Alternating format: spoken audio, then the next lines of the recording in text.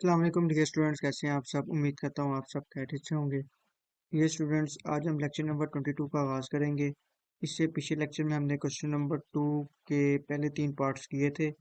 आज के लेक्चर में हम मज़ीद पार्ट्स करेंगे जो 3 होंगे। तो फोर्थ पार्ट है 7 under root x14 multiply y21 multiply z की पावर 35 डिवाइडेड बाय y की पावर 14 z की पावर 7। ठीक है जी। तो स्टार्ट करते हैं क्वेश्चन। मैंने आपको बताया था कि फर्स्टली हमने क्या करना है कि अगर तो हमें रेडिकल एक्सप्रेशन गिवन होगा तो हमने उसको लाज ऑफ एक्सपोनेंट में कन्वर्ट करना है। ठीक है, ये हमारे पास रेडिकल एक एक्सप्रेशन है। रेडिकल एक्सप्रेशन में किसको बोलते हैं? ए एन अंडर रूट ए। ठीक है, ये आपका रेडिकल होता है, ये इंडेक्स होता है और ये आपका रेडिकेंड होता है। तो ये अंदर वाला जो है सारा वो आपका रेडिकेंड है और 7 आपका इसमें इंडेक्स है और आपका जो अंडर रूट है उसको हम रेडिकल बोलेंगे। ठीक है, ये हमारा एक रेडिकल एक एक्सप्रेशन है। इसको हम लाज ऑफ एक्सपोनेंट में कन्वर्ट करेंगे। ठीक है, हमने ये पिछले लेक्चर्स में किया था, तो ये उसी तरीके से हम इसको लेकर चलेंगे। तो x की पावर 14 मल्टीप्लाई y की पावर 21 मल्टीप्लाई z की पावर 35 डिवाइडेड बाय y की पावर 14 z की पावर 7। ठीक है, और ठीक है, ये अब 7 है तो इसको लाज ऑफ एक्सपोनेंट में जब कन्वर्ट करेंगे तो अंडर रूट खत्म हो जाएगा आपका। ठीक है, तो यहाँ पर पावर में क्या आ जाएगी? 1/7। ठीक है, ये हो गया हमारा लाज ऑफ एक्सपोनेंट में कन्वर्ट। ठीक है, अब ये जो 1/7 है, ठीक है, इसको मल्टीप्लाई कर लेंगे हम सारे नंबर्स के साथ। ठीक है, ये जो अंदर जो मल्टीप्लाई हो रहे हैं ना, इन सब नंबर्स के साथ हम इसको मल्टीप्लाई कर लेंगे।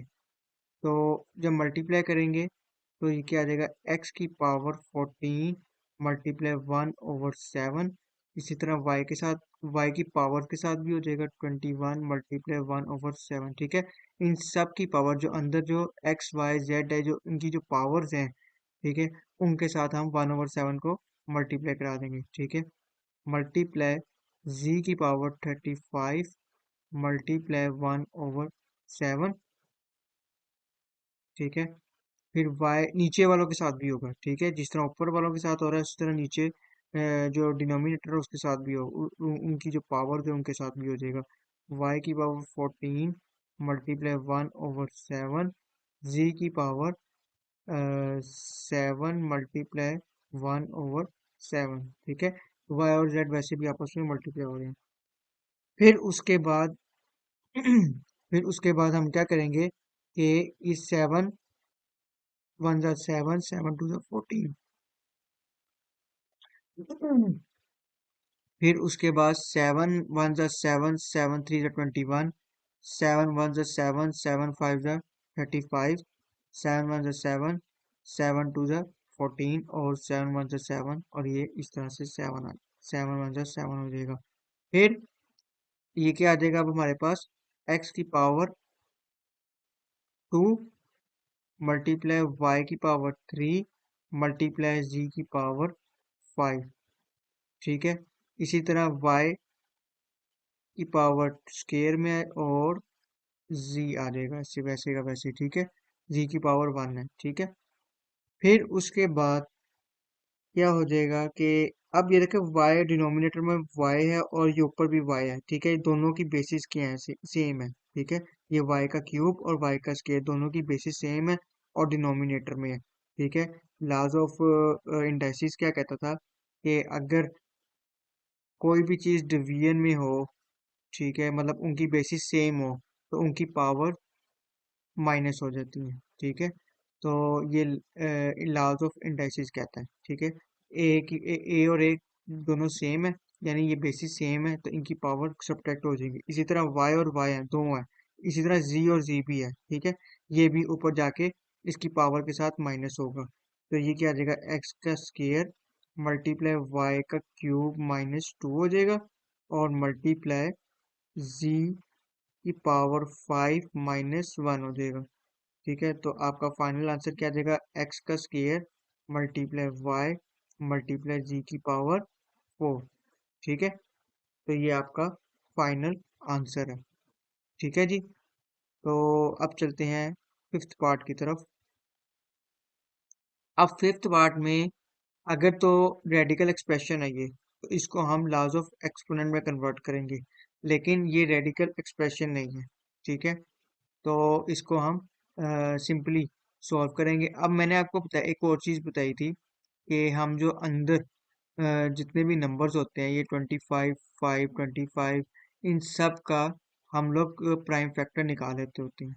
ठीक है, तो 5, ठीक है, तो ये 25 है, 25, 5 का प्राइम फैक्टर 5 ही होगा। ठीक है, 25 है, 25 का प्राइम फैक्टर 5 मल्टीप्लाई 5 होगा, और बाहर वैसे का वैसे ही n+1 आ जाएगा, माइनस इसी तरह 5 इंटू 5, और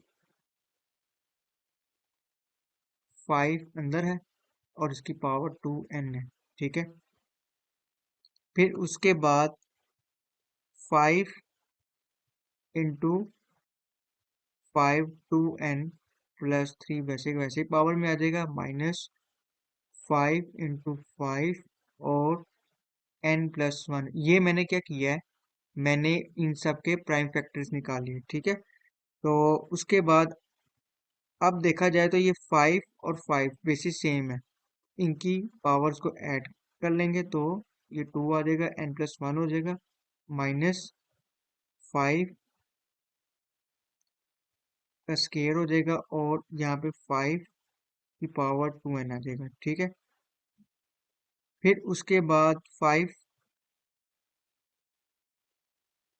की पावर 2n+3 आ जाएगा। मैंने इसके साथ क्यों नहीं ऐड किया, ये मैं अब आगे जाके आपको खुद ही समझ आ जाएगा। ठीक है, 5 का स्केयर n+1। ठीक है, अब ये स्केयर जो है ना, ये 5 का जो ये स्केयर है, इसको मल्टीप्लाई कर लें n के साथ भी और 1 के साथ भी, तो ये क्या आ जाएगा, 5 का स्केयर 5 2n+2।